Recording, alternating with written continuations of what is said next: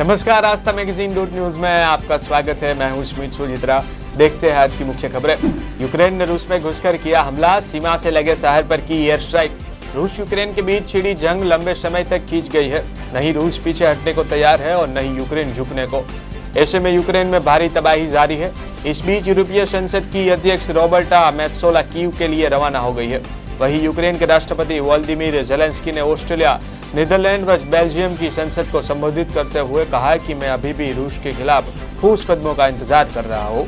हमें हमलावर पर तब तक दबाव बनाना होगा जब तक रूस की आक्रामकता न खत्म हो जाए। यूक्रेन ने बताया रूस को कितना हुआ नुकसान। यूक्रेन की सशस्त्र बलों ने दावा किया है कि 24 फरवरी को रूस की ओर से युद्ध की शुरुआत किए जाने के बाद से 1 अप्रैल तक 70,700 रूसी सैनिक मारे जा चुके हैं। दक्षिण कोरिया में प्रशिक्षण के दौरान आपस में टकराए 2 विमान, 4 लोगों की हुई मौत। दक्षिण कोरियाई वायुसेना के 2 विमान शुक्रवार को प्रशिक्षण के दौरान हवा में आपस में टकरा गए और अपने अड्डे के समीप दुर्घटनाग्रस्त हो गए, जिससे उसमें सवार सभी 4 लोगों की मौत हो गई। अधिकारियों ने यह जानकारी दी। वायुसेना ने एक बयान में कहा कि दक्षिण कोरिया के पहले स्वदेश निर्मित दोनों KT-1 प्रशिक्षक विमानों ने उड़ान प्रशिक्षण के लिए दक्षिण पूर्वी सचियोन शहर में वायुसेना अड्डे से एक के बाद एक उड़ान भरी थी। वायुसेना ने बताया कि पहले विमान के उड़ान भरने के करीब 5 मिनट बाद टक्कर हुई और यह हादसा सचियोन अड्डे से करीब 6 किलोमीटर दूर दक्षिणी में हुआ। बयान में कहा गया कि दोनों KT-1 विमानों में से प्रत्येक में एक प्रशिक्षक पायलट और एक निर्देशक सवार थे। इमरान खान ने संकट में फिर भारत का किया जिक्र। बोले, मैं रूस गया तो अमेरिका को क्यों दर्द हुआ। पाकिस्तान में राजनीतिक संकट के बीच प्रधानमंत्री इमरान खान बार बार भारत का जिक्र कर रहे हैं और अमेरिका पर निशान साध रहे हैं। भारत की विदेश नीति को लेकर पहले भी इमरान खान बयान दे चुके हैं। अब ताज़ा मामला इस्लामाबाद सिक्योरिटी डायलॉग 2022 में भारत के साथ रूस और अमेरिकी संबंधों की चर्चा को लेकर है। PM इमरान खान ने देश के नाम संबोधन के दौरान साफ कहा था कि वह इस्तीफा नहीं देंगे और मुस्लिम समुदाय को किसी के आगे झुकने नहीं देंगे। मैं किसी के आगे झुकूंगा नहीं। इस दौरान उन्होंने अमेरिका पर राजनीतिक संकट पैदा करने का आरोप भी लगाया और भारत का जिक्र करते हुए जम्मू कश्मीर से धारा 370 हटाए जाने को लेकर मैंने कहा। इमरान खान की हत्या की रची गई साजिश।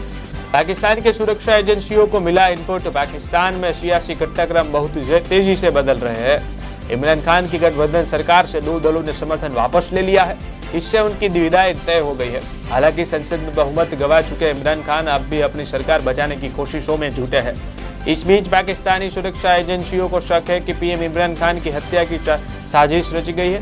पाकिस्तानी सुरक्षा एजेंसियों को इस संबंध में इनपुट्स मिले हैं। खुफिया जानकारी मिलने के बाद इमरान खान की सिक्योरिटीज में इजाफा कर दिया गया है। पाकिस्तानी सूचना एवं प्रसारण मंत्री फवाद खान ने यह सनसनीखेज जानकारी दी है। भारत में अब नहीं बढ़ेंगे पेट्रोल डीजल के दाम, आमजन को मिलेगी राहत। 1 अप्रैल को भारतीय ऑयल मार्केटिंग कंपनियों ने पेट्रोल डीजल की कीमतों में किसी प्रकार का परिवर्तन नहीं किया। इससे आम लोगों को बड़ी राहत प्राप्त हुई, क्योंकि बीते कुछ दिनों से पेट्रोल एवं डीजल के दामों में निरंतर तेजी देखने को मिल रही थी। इसी बीच एक ऐसा डेवलपमेंट सामने आया है कि जिससे आम जनता को बहुत राहत प्राप्त हो सकती है। कच्चे तेल के नियंत्रण करने के लिए अमेरिका ने अपने इमरजेंसी रिजर्व से तेल रिलीज कर दिया है। इससे बीते कुछ दिनों में विश्व भर में कच्चे तेल के दामों में गिरावट देखने को मिलेगी। मीडिया रिपोर्ट्स के मुताबिक अमेरिका ने अगले 6 महीने तक अपने स्ट्रेटेजिक पेट्रोलियम रिजर्व से हर दिन 10 lakh barrel crude oil release करने का ऐलान किया। प्रधानमंत्री नरेंद्र मोदी की हत्या की साजिश बेनकाब। NIA को मिली एक ईमेल में 20 किलो RDX छुटाने का दावा। प्रधानमंत्री नरेंद्र मोदी को लेकर एक बड़ी जानकारी सामने आई है। दरअसल NIA के मुंबई ब्रांच को एक मेल मिला है जिसमें PM नरेंद्र मोदी की हत्या की बात लिखी हुई है। ईमेल की जांच NIA को दे दी गई है। बिल में दावा किया गया है कि 20 किलो RDX से मारने की साजिश स्लीपर सेल के जरिए PM को मारने की साजिश रचे है। सुरक्षा एजेंसियों का कहना है कि अपने नापाक मकसद को अंजाम देने के लिए आतंकी संगठनों ने 20 स्लीपर सेल का गठन किया है। मेल में दावा किया गया है RDX आसानी से मिल चुका है और 20 किलो RDX की व्यवस्था हो चुकी है। मेल में 2 करोड़ लोगों के मारने का भी दावा किया गया है। यह मेल कितना सच है, कहां से भेजा गया है, अब उसकी जांच एजेंसियां कर रही है। एजेंसियों का कहना है कि इस तरह की जानकारी मिलने के बाद किसी तरह की कोताही नहीं बरती जाएगी। PM मोदी ने छात्रों को दिया सफलता का मंत्र। पूछा, ऑनलाइन पढ़ाई करते हैं या सिर्फ रील देखते हैं। प्रधानमंत्री नरेंद्र मोदी ने शुक्रवार को दिल्ली के ताराकोट स्टेडियम में आयोजित परीक्षा पे चर्चा कार्यक्रम के 5वें संस्करण में छात्रों का परीक्षा के तनाव से बचने के गुर बताया और सफलता का मंत्र दिया। इस दौरान पीएम मोदी ने छात्रों के साथ हल्का फुल्का संवाद भी किया और परीक्षा एवं जीवन के विभिन्न पहलुओं पर बात की। संवाद के दौरान पीएम मोदी ने छात्रों से पूछा कि आप ऑनलाइन पढ़ाई करते हैं या सिर्फ रील देखते हैं। दरअसल एक बच्चे ने पूछा कि पिछले 2 सालों में छात्र ऑनलाइन क्लास कर रहे हैं और अब इससे छुटकारा पाने के लिए हम क्या करें। दिल्ली पहुंचे नेपाल के प्रधानमंत्री शेर बहादुर देउबा, विदेश मंत्री एस जयशंकर से मुलाकात। नेपाल के प्रधानमंत्री शेर बहादुर देउबा भारत दौरे के लिए नई दिल्ली पहुंचे हैं। साथ में उनकी पत्नी आरजू राणा देउबा भी भारत दौरे पर आई है। यह पहली बार है कि प्रधानमंत्री जुलाई 2021 में पदभार ग्रहण करने के बाद किसी विदेश देश की आधिकारिक दौरे पर है। समाचार एजेंसी ANNI के अनुसार देउबा आज विदेश मंत्री एस जयशंकर से मिलने वाले हैं। वह अन्य कार्यक्रमों के अलावा शनिवार को नई दिल्ली के हैदराबाद हाउस में प्रधानमंत्री मोदी से भी मुलाकात करेंगे। देउबा की यात्रा पर एक उच्च स्तरीय प्रतिनिधिमंडल उनके साथ भारत आया है। नेपाल के प्रधानमंत्री नरेंद्र मोदी के निमंत्रण पर भारत आए हैं। देउबा उत्तर प्रदेश के पवित्र शहर वाराणसी में पीएम मोदी के लोकसभा क्षेत्र का भी दौरा करेंगे। पहली बार शुरू होगी भारत और नेपाल के बीच ट्रेन, पीएम मोदी करेंगे उद्घाटन। शुरू होने वाली है यह ट्रेन बिहार के जयनगर से नेपाल के कुर्था तक ब्रॉड गेज लाइन पर चलने वाली है। कुर्था स्टेशन नेपाल के धनुषा जिले में है जो जनकपुर जोन में आता है। शनिवार को होगा रेल लाइन का उद्घाटन, यानी अब सीता के जन्म स्थल तक रेलवे की सेवा शुरू होने वाली है। इससे पहले ही यह अंग्रेजों के जमाने में मीटर गेज रेड लाइन हुआ करती थी, जिसे साल 2000 में खत्म कर दिया गया था। उसके बाद से भारत और नेपाल के बीच में कोई रेल संपर्क नहीं था। इस रेल लाइन के उद्घाटन के लिए नेपाल के प्रधानमंत्री भारत आए हुए हैं और सूत्रों के मुताबिक शनिवार को नवरात्र के पहले दिन भारत और नेपाल के प्रधानमंत्री संयुक्त रूप से वीडियो कॉन्फ्रेंसिंग के जरिए इस रेल लाइन का उद्घाटन करेंगे। दिल्ली में अब मास्क न पहनने पर नहीं लगेगा जुर्माना, कोविड को लेकर रहे सतर्क। दिल्ली आपदा प्रबंधन प्राधिकरण की बैठक में मास्क नहीं पहनने पर जुर्माना हटाने का फैसला लिया गया है। DDMA के इस फैसले पर LG अनिल बैजल ने कहा है कि दिल्ली में मास्क नहीं पहनने पर जुर्माना हटाया। हालांकि दिल्ली में भविष्य में किसी भी परिदृश्य को देखते हुए कोविड संक्रमण के बचाव और कोरोना से निपटने के लिए सभी एजेंसियों को सतर्क रहने की सलाह दी है। LG ने कहा कि दिल्ली में कोविड पॉजिटिव मामलों में कभी आने वाले बाद विशेषज्ञों के साथ विस्तृत चर्चा के बाद टीकाकरण को बढ़ाने का निर्णय लिया गया। पेपर लीक पर चर्चा करे भाजपा सरकार, प्रियंका गांधी ने ट्वीट कर पीएम मोदी पर कसा तंज। कांग्रेस महासचिव प्रियंका गांधी वाड्रा ने प्रधानमंत्री नरेंद्र मोदी के परीक्षा पे चर्चा कार्यक्रम को लेकर शुक्रवार को कटाक्ष करते हुए कहा कि भाजपा सरकार को उत्तर प्रदेश में पेपर लीक पर चर्चा करनी चाहिए। उन्होंने प्रदेश में कुछ परीक्षाओं के प्रश्न पत्र लीक होने का हवाला दिया। कांग्रेस की उत्तर प्रदेश प्रभारी प्रियंका गांधी ने ट्वीट किया कि भाजपा सरकार को उत्तर प्रदेश में पेपर लीक पर चर्चा करनी चाहिए। पिछले साल 28 नवंबर को यूपी TET पेपर लीक से लाखों युवाओं को आघात लगा था। कार्यवाही के नाम पर दिखावटी कदमों के अलावा कुछ नहीं हुआ। लालू प्रसाद की जमानत याचिका पर सुनवाई टली, 8 अप्रैल को होगा फैसला। अरबों रुपए के बहुचर्चित चारा घोटाले के डोरंडा कोषागार मामले में सजायाफ्ता लालू प्रसाद की जमानत याचिका पर शुक्रवार को झारखंड हाईकोर्ट में सुनवाई नहीं हो पाई।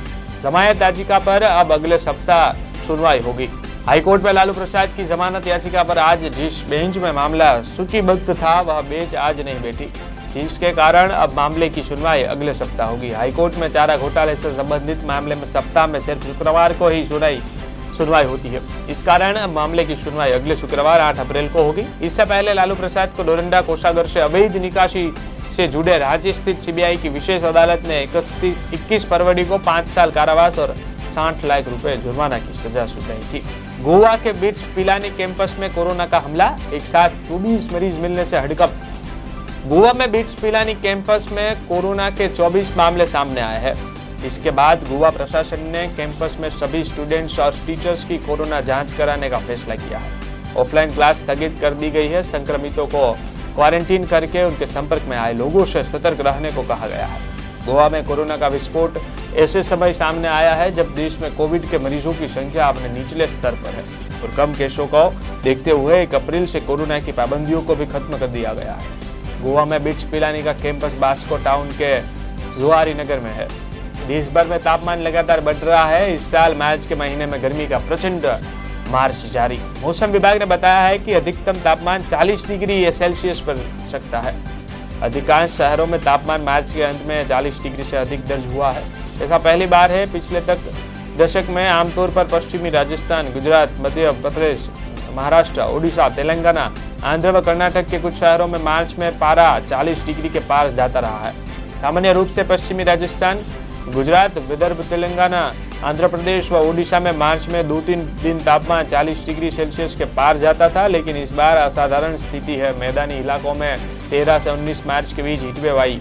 27 मार्च से हीटवेव का दूसरा और शुरू हुआ, जो 2 अप्रैल तक चल सकता है। अगले 15 दिन गर्म हवाएं चलती रहेंगी। सस्ता होगा पेट्रोल डीजल, भारत को सस्ते रेट में तेल बेचेगा रूस। देश में रोजाना पेट्रोल डीजल के दाम बढ़ रहे हैं। इस बीच एक अच्छी खबर आ रही है। मीडिया रिपोर्ट के अनुसार रूस भारत को सस्ते रेट में कच्चा तेल ऑफर किया है। रूस भारत को प्रति बैरल $35 का डिस्काउंट ऑफर किया है। महंगे पेट्रोल डीजल से परेशान है तो आपके लिए अच्छी खबर है। अंतर्राष्ट्रीय मार्केट में कच्चे तेल के दाम बढ़ रहे हैं। इसी बीच रूस ने भारत को $35 प्रति बैरल डिस्काउंट के साथ कच्चे तेल देने का ऑफर किया। अगर भारत और रूस के बीच यह डील फाइनल होती है तो देश में पेट्रोल और डीजल के दाम काफी कम हो सकते हैं।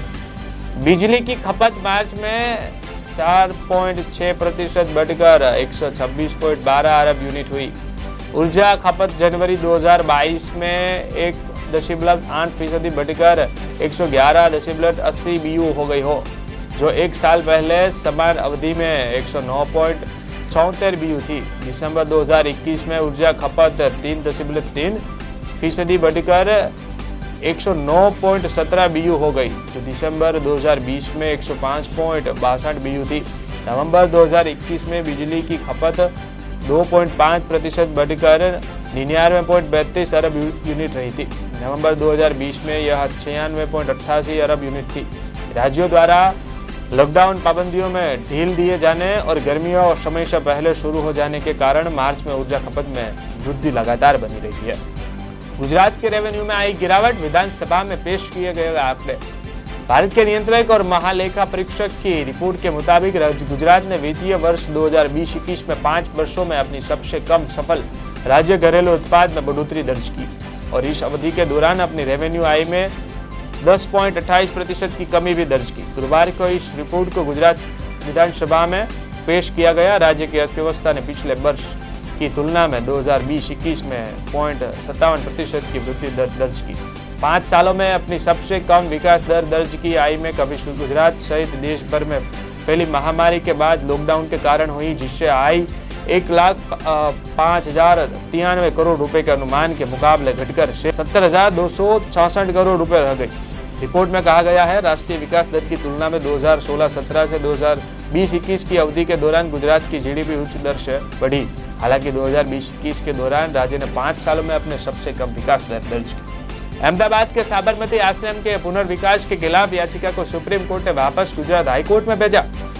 गुजरात सरकार अहमदाबाद में साबरमती नदी के किनारे महात्मा गांधी के आश्रम क्षेत्र का दोबारा विकास करना चाहती है। इस परियोजना के तहत आश्रम के 95 एकड़ क्षेत्र में फैली 38 जर्जरित इमारत को उनके मूल स्वरूप में लाया जाना है। तुषार गांधी ने 1200 करोड़ रुपए की इस परियोजना का हाईकोर्ट में विरोध किया था। 21 नवंबर 2021 को मामले की सुनवाई के दौरान गुजरात सरकार के एडवोकेट जनरल ने हाईकोर्ट को बताया था कि आश्रम की पहचान प्रभावित होने की आशंका गलत है। हाईकोर्ट के आदेश के खिलाफ सुप्रीम कोर्ट पहुंचे तुषार गांधी ने कहा कि उनकी याचिका पर उचित सुनवाई नहीं हुई है। अहमदाबाद में 3 वर्षों में सबसे अधिक गर्मी तापमान 41.9 डिग्री पर पहुंचा। गुजरात में गर्मी का जोर यथावत है। अहमदाबाद शहर में गुरुवार को अधिकतम तापमान 81.9 पर पहुंच चुका है, जो पिछले 3 वर्षों में मार्च माह से सबसे अधिक है। अगले 4 दिनों तक अहमदाबाद समेत विविध भागों में येलो अलर्ट के बीच लू की चेतावनी दी गई है। भीषण गर्मी से बचने के लिए मौसम विभाग की ओर से एडवाइजरी भी जारी की गई है। राज्य के कच्छ जिले में भुज एवं सौराष्ट्र के सुरेंद्रनगर शहर में गुरुवार को सबसे अधिक 42 डिग्री सेल्सियस तापमान रहा। इसके अलावा अहमदाबाद शहर दूसरा सबसे ज्यादा गर्म शहर रहा। सुबह 10 बजे के बाद से ही कड़ी धूप के बीच गर्म हवाएं परेशान करने लग गई। अहमदाबाद बनता की अनूठी पहल, AMTS बसों में बुजुर्ग एवं विद्यार्थियों को फ्री पास की सुविधा। अहमदाबाद महानगर पालिका AMC की ओर से अनूठी पहल की गई है, जिसमें बुजुर्ग विद्यार्थियों के अलावा उन बच्चों का शहरी बसों में किराया नहीं लगेगा जो कोरोना के कारण अपने माता पिता की छत्र छाया गंवा चुके हैं। इन सभी के लिए सुबह 8:30 बजे से दोपहर 3 बजे तक लाल दरवाजा स्थित रिट्स होटल के निकट Vasna terminus, Sarang terminus, Vadaj terminus, Naroda terminus, Maninagar terminus, Viratnagar स्थित मनपा की पूर्व जोन से फ्री पास बनाया जा सकेंगे। 65 वर्ष से अधिक आयु वाले बुजुर्गों के लिए मनपा संचालित AMTS बसों में फ्री पास की सेवा दी जाएगी। साथ ही नगर प्राथमिक शिक्षा समिति संचालित स्कूलों में पढ़ने वाले विद्यार्थियों को स्कूल आने जाने के लिए फ्री पास बस की सुविधा दी जा रही है। देश दुनिया की तमाम खबरें जानने के लिए देखते रहे आस्था मैगजीन .न्यूज। धन्यवाद।